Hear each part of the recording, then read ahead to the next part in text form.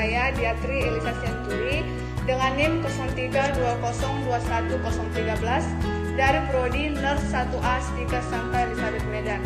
Sekarang saya akan menjelaskan tentang sistem penginderaan. Sistem penginderaan merupakan organ-organ yang dikhususkan dapat menerima rangsangan. Yang pertama yaitu indera penglihatan atau mata. Indera penglihatan atau mata yang terdiri atas yang pertama alis mata atau supercilium. Alis mata ini adalah rambut kasar yang terdapat di atas mata dan berfungsi untuk memperindah mata. Dan yang kedua kelopak mata atau palpebra. Kelopak mata atau palpebra ini yang dapat digerakkan untuk membuka dan menutup mata. Dan yang ketiga bulu mata atau ciliae. Bulu mata atau ciliae ini ialah terletak pada kelopak mata dan berfungsi untuk memperindah mata. Dan yang keempat aparatus lacrimalis atau saluran air mata yang berfungsi untuk membasahi dan membersihkan bola mata. Secara garis besar terdiri dari 3 lapisan, yaitu satu tunika fibrosa atau terdiri dari kornea atau sklera. Yang kedua tunika vasculosa atau koroid. Yang ini. Dan yang ketiga lapisan yang paling dalam yaitu retina. Bagian ini. Bola mata mempunyai diameter 24 sampai 25 mm. Bagian bola mata yang pertama yaitu kornea.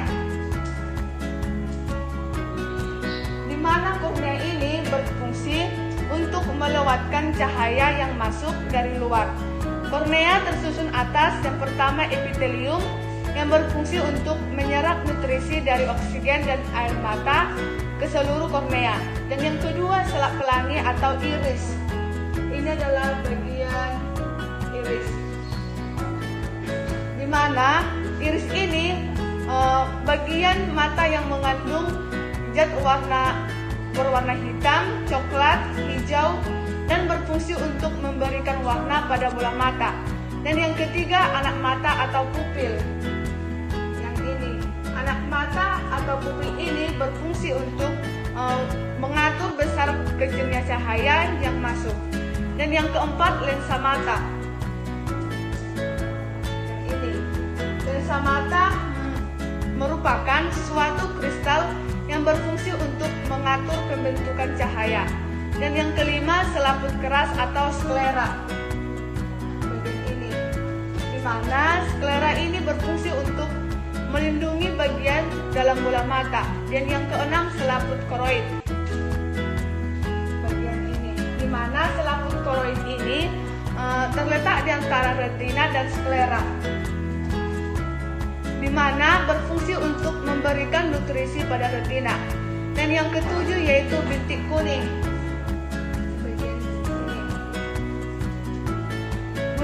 Bintik kuning ini merupakan bagian yang sangat mudah menerima cahaya yang masuk. Dan yang selanjutnya selaput jala atau retina.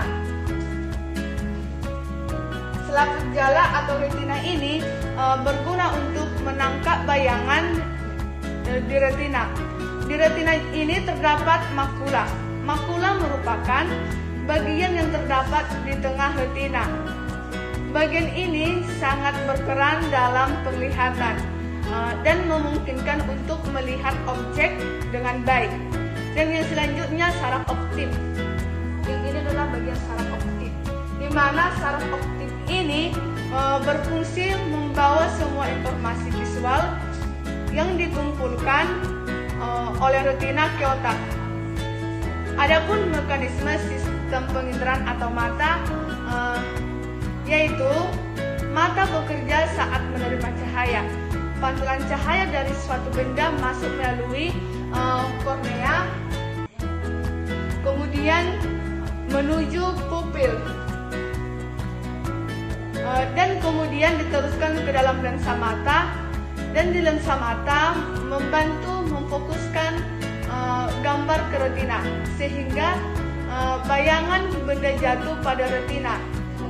Bayangan yang jatuh pada retina akan menghasilkan sinyal saraf dalam mozaik fotoreseptor di bagian retina. Selanjutnya, retina mengirim ujung-ujung saraf.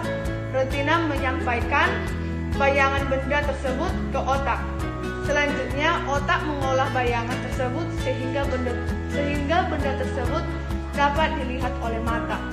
Selanjutnya, kita masuk ke indera pendengaran atau telinga. Telinga ini merupakan alat penerima gelombang suara atau gelombang udara. Kemudian gelombang ini diubah menjadi impuls dan diteruskan ke korteks pendengaran melalui saraf pendengaran. Yang pertama, telinga luar atau otoreat, bagian ini. Adapun auricula yang membentuk cekungan pada daun telinga atau conca. Adapun telinga tengah atau middle ear yang bagian ini. Ada juga membran timpani. Membran timpani ini berbentuk tipis dan semi, yang transparan, memisahkan telinga luar dan telinga tengah. Adapun malleus martil bagian ini, dan juga incus atau landasan, dan ada juga sanggurdi atau stapes, dan berfungsi untuk mentransfer getaran yang berasal dari gendang telinga ke bagian dalam telinga. Adapun saluran eustachius bagian ini. Saluran eustachius ini yang menghubungkan telinga tengah dengan hulu kerongkongan dan hidung atau nasofaring, dan fungsinya untuk menyamakan tekanan udara dengan gerakan buka tutup. Adapun telinga bagian dalam atau inner ear bagian ini. Dan ada juga koklea. Pada koklea ini terdapat organ kortil yang berfungsi mengubah gelombang suara menjadi impuls saraf. Dan ada juga vestibular. Vestibular ini merupakan bagian penghubung antara koklea dan saluran semisirkular, dan terdiri dari sakula dan utricula, yaitu sel rambut yang menjaga keseimbangan. Ada juga semisirkular atau saluran setengah lingkaran yang berfungsi untuk menentukan kesadaran posisi kepala saat terjadi gerakan rotasi atau memutar. Dan ada juga mekanisme indera pendengaran ini atau telinga, yaitu suara dapat masuk ke dalam telinga melalui udara. Suara tersebut terlebih dahulu ditangkap oleh daun telinga atau auricula, lalu diteruskan ke gendang telinga atau membran timpani. Akibatnya gendang telinga atau membran timpani ini bergetar. Kemudian getaran tersebut diteruskan oleh tulang-tulang pendengaran, yaitu malleus atau incus, dan stapes bagian tulang telinga yang akan memperkuat getaran dan mengirimkannya ke koklea. Nah, di dalam koklea ini terdapat cairan yang akan menggetarkan sel-sel dan di sel-sel inilah gelombang suara akan diterjemahkan menjadi neurotransmitter dan mengirimkannya ke otak dan yang melalui saraf. Pendengaran tersebut disampaikan ke otak agar diolah sehingga manusia dapat mendengar. Selanjutnya kita masuk ke penginderaan hidung atau penciuman. Tulang hidung tersusun atas tulang rawan. Adapun bagian-bagian hidung yaitu yang pertama, bagian hidung terdapat septum nasi atau pembatas antara lubang hidung kanan dan kiri. Hidung dan bagian kiri hidung terdiri dari tulang keras dan cartilago.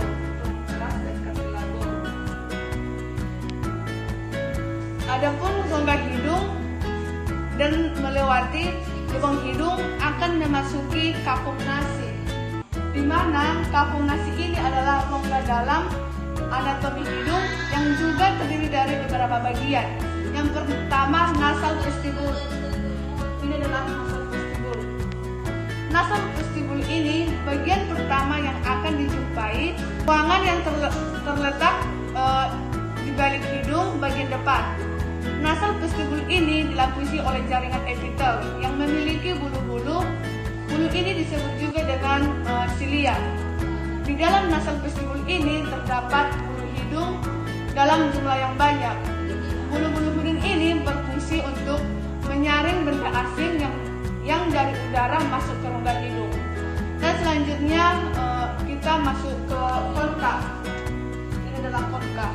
Konka ini adalah lekukan pada rongga hidung dan di bagian dalamnya memiliki 3 bagian, yaitu superior atas, tengah, dan bagian bawah inferior. Lalu konka akan mendeteksi bau dari udara yang masuk. Dan ada juga membran mukosa, di mana membran mukosa ini adalah menghasilkan lendir yang kita kenal. Ini adalah membran mukosa. Fungsi dari lendir ini tersebut adalah menangkap benda-benda asing yang masuk ke dalam hidung. Ada juga sinus. Ini adalah sinus. Di mana sinus ini adalah rongga yang terletak di dekat hidung. Fungsi sinus adalah menghasilkan lendir untuk melembabkan hidung. Adapun mekanisme kerja hidung, saat menghirup udara untuk bernapas, bau sekitar juga ikut ke dalam hidung. Di dalam rongga hidung terdapat udara yang akan disaring oleh silia dan bau akan larut di dalam lendir. Setelah itu, rangsangan bau tersebut akan diterima oleh ujung-ujung saraf pembau atau olfaktori, serta diteruskan ke pusat penciuman dan saraf pembau dan disalurkan ke otak. Setelah itu, otaklah yang memproses ingatan akan bau tersebut sehingga manusia mengetahui dan dapat membau aroma tersebut. Dan selanjutnya kita masuk ke indera pengecap. Indera pengecap ini adalah tempat merasakan rasa makanan atau minuman.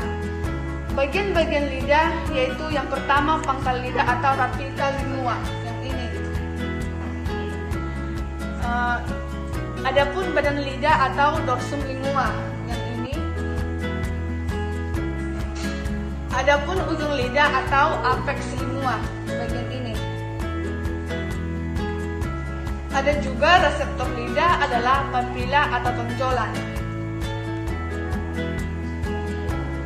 di mana papila atau tonjolan ini yang terletak di permukaan lidah dan di dalamnya terdapat tunas pengecap yang peka terhadap molekul yang dapat larut. Bagian ini tonjolan atau papila. Di daerah inilah terdapat ujung-ujung saraf pengecap. Papila ini juga terbagi menjadi 3, yaitu yang pertama papila fungiform bagian ini. Papila fungiform ini berbentuk seperti benang halus. Dan yang kedua, papila filiform yang ini.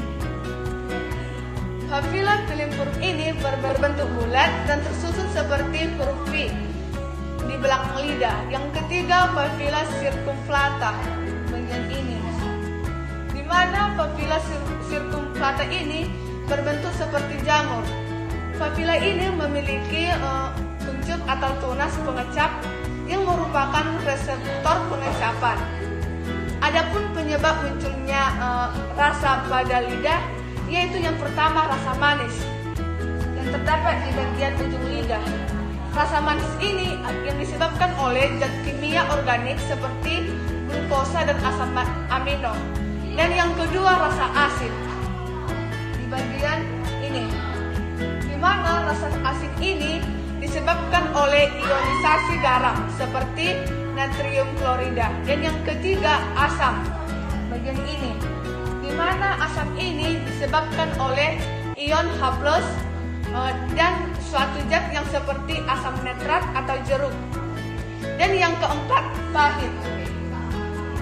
bagian pangkal, di mana pahit ini disebabkan oleh perubahan struktur zat kimia organik dan yang disebabkan oleh suatu zat yang bersifat racun atau dioksin. Indera pengecap ini terbagi menjadi dua kelompok otot. Yang pertama, otot intrinsik yang akan melakukan gerakan halus dan mengubah bentuk lidah seperti memendek dan memanjang ataupun membulat. Dan yang kedua, otot intrinsik yang akan membuat lidah bisa bergerak mengelilingi rongga mulut, dan lidah ini yang akan mengaduk makanan, menekan ke langit-langit serta mendorong ke faring. Adapun percabangan untuk peredaran darah lidah yaitu peredaran darah lingualis. Dan selanjutnya kita masuk ke mekanisme pengecapan. Mekanisme kerja lidah adalah ketika makanan atau minuman yang telah larut dalam saliva, rasa akan merangsang tunas pengecapan dan diterima oleh sel-sel reseptor. Kemudian reseptor mengirimkan pesan ke otak, lalu otak akan menerjemahkan sinyal yang diberikan tersebut dan menentukan rasa dari makanan yang kita makan. Dan yang terakhir kita masuk ke indera peraba atau kulit. Kulit ini merupakan organ terbesar dalam tubuh. Selain itu, kulit ini juga merupakan organ pembungkus seluruh permukaan luar tubuh dan yang merupakan organ terberat dan terbesar dari tubuh. Adapun cakupan kulit yaitu kulit pembungkus permukaan tubuh, kuku dan kelenjar.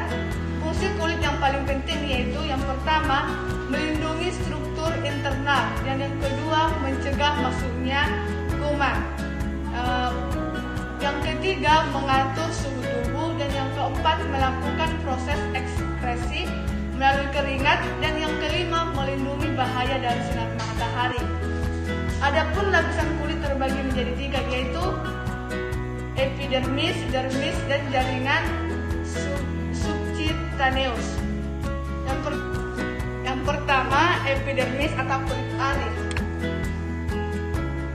di mana epidermis atau kulit ari ini merupakan lapisan terluar dari kulit. Lapisan epidermis yang terdiri dari yang pertama, lapisan stratum corneum, yang mana lapisan ini terdiri dari lapisan sel tanduk atau kreatinin yang efektif untuk mencegah penguapan air dari lapisan lebih dalam. Dan yang kedua, lapisan stratum lucidium, yang mana lapisan ini merupakan lapisan pelindung yang mencegah kulit dari kerusakan dari sinar UV. Yang ketiga, lapisan stratum granulosum. Lapisan ini merupakan tempat sel kulit yang menghasilkan lemak dan molekul lainnya. Molekul ini juga menghambat masuknya bakteri ke dalam tubuh. Dan yang keempat, stratum spinosum. Lapisan ini terdapat kreatinosit yang berfungsi untuk memperkuat protein. Dan yang kelima, stratum basale, yang mana lapisan ini merupakan lapisan yang terdalam dari bagian epidermis yang aktif membentuk sel kulit. Lapisan yang kedua yaitu dermis atau kulit jagat. Bagian ini. Lapisan ini lapisan yang paling tebal karena terdapat pembuluh darah dan saraf dan kelenjar minyak atau kelenjar sebasea, folikel rambut dan saluran limfe. Di dermis terdapat kapiler darah yang berfungsi untuk menghantarkan nutrisi dan zat makanan untuk akar rambut. Yang kedua, kelenjar minyak atau glandula suborifera yang berfungsi menghasilkan minyak. Dan yang ketiga, kelenjar rambut yang memiliki akar dan batang serta kelenjar minyak rambut yang tidak kering dan mengkerut. Adapun folikel rambut yang merupakan pori-pori pada kulit dan menjadi tempat tumbuhnya rambut. Adapun bagian-bagian saraf yang akan mengirimkan rangsangan ke otak yaitu yang pertama, corpus rufini atau panas. Yang kedua, ujung saraf tanpa selaput atau pervas sakit. Dan yang ketiga, corpus callose atau perasa dingin. Dan yang keempat, corpus facieno atau tekanan kuat. Adapun kelenjar keringat sweat bulb terbagi menjadi dua, yaitu kelenjar keringat ekrin yang tersebar di seluruh tubuh kecuali lapisan dalam telinga luar, telapak tangan dan telapak kaki dan dahi. Dan kedua itu yaitu kelenjar keringat apokrin. Keringat apokrin, kelenjar ini menghasilkan keringat yang mengandung lemak, terutama terletak di ketiak dan di sekitar alat kelamin. Aktivitas kelenjar menghasilkan bau karena bakteri memecah komponen kelenjar apokrin. Adapun lapisan hipodermis, bagian ini. Lapisan hipodermis ini merupakan lapisan bawah kulit bagian orange, merupakan globus lemak yang membentuk bantalan lemak, dan lapisan hipodermis ini membentuk pembuluh vena dan arteri, saraf yang berjalan sejajar dengan permukaan kulit di bawah dermis. Yang seperti kita ketahui bahwa kulit merupakan salah satu alat akerasi.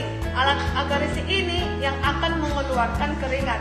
Nah, berikut penjelasan mengenai pengeluaran keringat melalui kulit, yaitu sistem peraba saat suhu tubuh tinggi atau berada di lingkungan yang panas, kulit akan menerima impuls dan akan mengakibatkan pembuluh darah dan melebar, lalu pembuluh darah akan memberikan respon hipotalamus bahwa suhu tubuh sedang panas.